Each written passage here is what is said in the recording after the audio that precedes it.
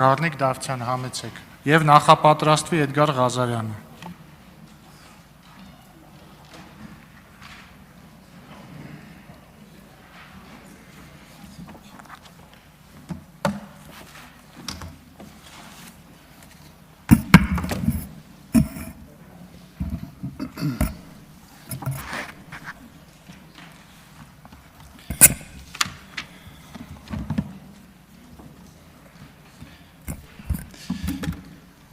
Խնդրեմ, պարոն Դավթյան, համեցեք։ Սիրելի հայրենակիցներ, հարգելի գործընկերներ, Տիկին Կարապետյան, ո՞նց եք։ Ես անկեղծ ասած սարսափած եմ, շատ եմ սարսափած։ Մի քանի օր առաջ գալիս եք այս ամբիոնից բնակավայրի անուն եք տալիս, խոսքը Մադաղիսի մասին է։ Բայց մոռանում եք, որ Ադրբեջանի նախագահը 20 թվականի հոկտեմբերի 3-ին անվանափոխություն արել։ Մի քիչ գուշ եղեք էլի, մեկ էլ տեսակ պատերազմ բերեցիք մեր գլխին, ամենայն անկեղծությամբ եմ ասում։ Այս դալիճում շատ են քննարկել այսպես կոչված արդեն հաստատված խաղաղության փաստի մասին։ Սակայն ես այսօր չեմ ուզում խոսել բուն փաստաթղթի մասին, սակայն ուզում եմ խոսել արդյոք Ադրբեջանի հասարակությունը պատրաստ է խաղաղության եւ արդյոք գիտի, թե ինչ է խաղաղությունը։ Թերևս բոլորը այստեղ կհամաձայնվեն, անգամ քաղաքացիական պայմանագրի կուսակցության падգամավորները, որ թուղթը չէ, որ ապահովում է խաղաղությունը։ Խաղաղությունը ապահովում են հասարակությունները։ Բոլորը կհաստատեն նաև, որ Ադրբեջանում կա հայատացություն, իսկ ավելի ճիշտ ալիատացություն, որի անվանումը միջազգային քսենոֆոբիա է։ Ես ավելի շատ կուզեի խոսեի Ադրբեջանում տեղի ունեցող պրոցեսների մասին եւ կփաստեմ, որ այսօր Ադրբեջանում հայերին դնում են մեկ կողմում, իսկ մնացած ազգերին մեկ այլ կողմում։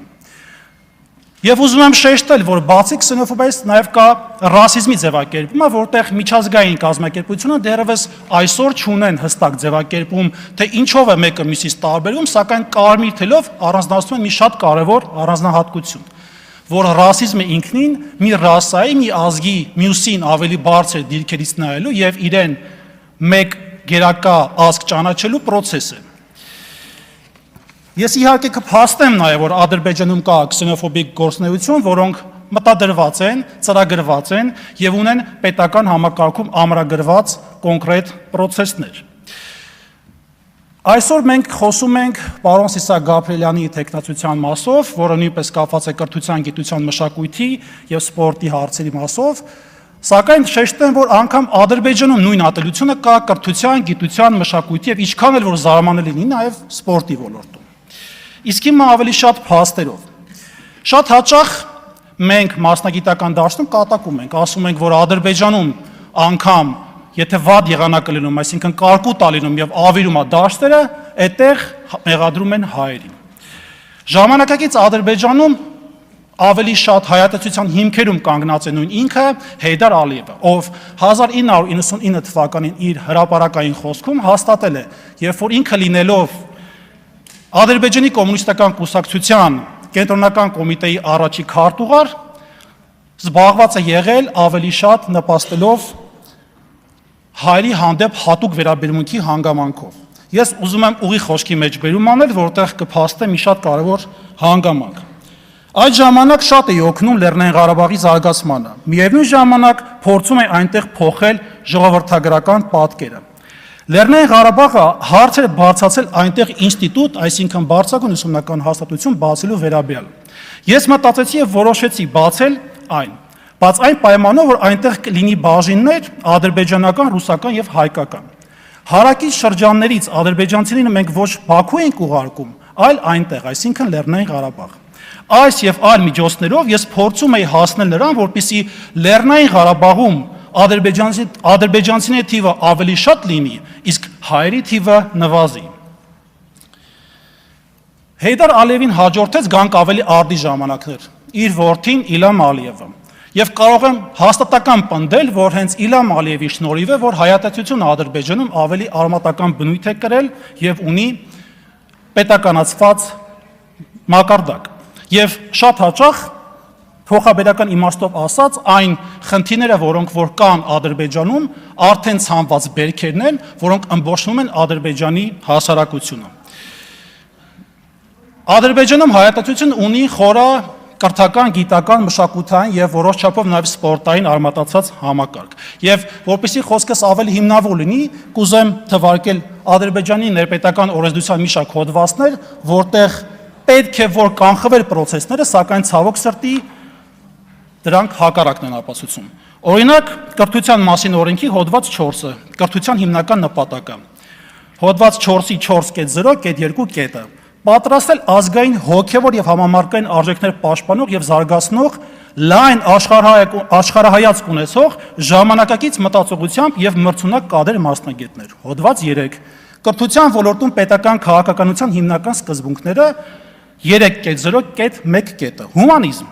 Ազգային եւ համամարտկային արժեքների անձի ազատ զարգացման, մարդու իրավունքների եւ ազատությունների եւ մարդկանց նկատմամբ հոգատարության ու հարգանքի, հանդուրժողականության եւ դիմացինին ընդունելու կարողության առաջնահերթության ընդունումը։ Հոդված 6. Կրթության ոլորտում պետական չափորոշիչները։ Կրթության պետական չափորոշիչները սահմանվում են հաշվի առնելով կրթության ոլորտում փորձարկված առաջատար միջազգային չափանիշները, ազգային եւ համամարտկային արժեքները։ Երեխայի կրթության իրավունքը հոդված 25. Յուրաքանչյուր երեխա իրավունք ունի որակյալ կրթություն ստանալու։ Այժմ անցում եմ կատարում երեխաների իրավունքների մասին օրենքին։ Հոդված 11. Երեխայի ապրելու ու զարգանալու իրավունքը։ Յուրաքանչյուր երեխա ունի ապրելու, ինչպես նաև ֆիզիկապես, մտավոր, հոգևոր, բարոյական եւ սոցիալական զարգացման համար անհրաժեշտ կենսապայմաններով եւ կյանքի մակարդակով ապահովված լինելու իրավունքով։ Հոդված 20. Երեխայի մտքի եւ խոսքի ազատության իրավունքը։ Յուրաքանչյուր ոք պարտավոր է հարգանքով վերաբերվել երեխայի մտքի եւ խոսքի ազատությանը եւ ամենավերջի հոդվածը Ադրբեջանի սահմանությունից եմ ուզում մեջ բերել, դա հոդված 47-ն է, մտքի եւ խոսքի ազատությունը։ Կետ 3-ը։ Չի թույլատրվում այնպիսի քարոզչություն ու ագիտացիա, որը հրահրում է ռասայական, ազգային, կրոնական, սոցիալական կամ որևէ այլ չափանիշի հիման վրա թշնամանք եւ ատելություն։ Եվ հիմա հարցս կուզեմ ուղղել, քանի որ խաղաղության օրակարգը ավելի շատ քաղաքացիական պայմանագրի կուսակցության նախաձեռնությունն է, ես իհարկե չեմ խոսում փաստաթղթի մասին, այլ հասարակության մասին, կուզեմ ձեզ ցույց տալ թիվ 136 դպրոցի սաների կողմից նկարված այս պատկերը, որտեղ արտացոլված է հետևյալ իրավիճակը։ Սպանվում են քաղաքացիներ, այս համատեքստում սպանողները հայեր են, իսկ սպանվողները ադրբեջանցիները։ Թիվ